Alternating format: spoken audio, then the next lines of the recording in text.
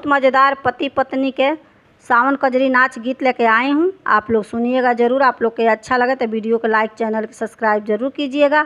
आप लोग के दिल से धन्यवाद।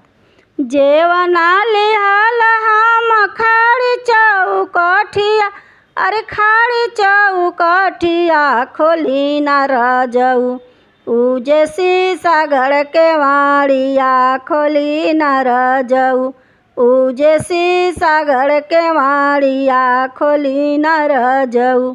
जेवना लिहाल हम खाड़ी चौकठिया, अरे खाड़ी चौकठिया खोली न रजऊ, उजे शीशा गड़ के वाड़िया खोली न रजऊ, उजे शीशा गड़ के वाड़िया खोली न रजऊ। कैसे में खोली धानी शीशा गड़ के वाड़िया, अरे शीशा गड़ के वाड़िया दूसरा धनिया बाड़ी हमारो से जड़िया, दूसरा धनिया बाड़ी हमारो से जड़िया, दूसरा धनिया। कैसे में खोली धानी शीशा गड़ के वाड़िया, अरे शीशा गड़ के वाड़िया दूसरा धनिया बाड़ी हमारो से जड़िया, दूसरा धनिया बाड़ी हमारो से जड़िया, दूसरा धनिया। होखे द सबेरवा प्रभु बोले द चुचुहिया से, बोले द चुचुहिया से हम लेबो ना, प्रभु तोहरी खबरिया से हम लेबो ना, प्रभु तोहरे खबरिया से हम लेबो ना।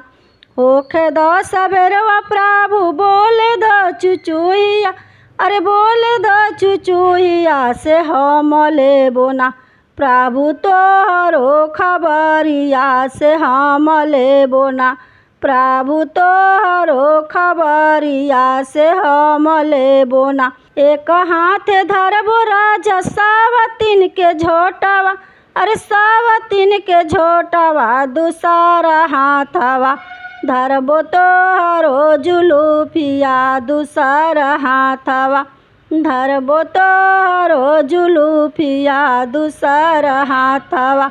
एक हाथ धरबो राजा सावतीन के झोटवा, दूसरा हाथवा धरबो तोहरो जुलूफिया, दूसरा हाथवा धरबो तोहरो जुलूफिया, दूसरा हाथवा।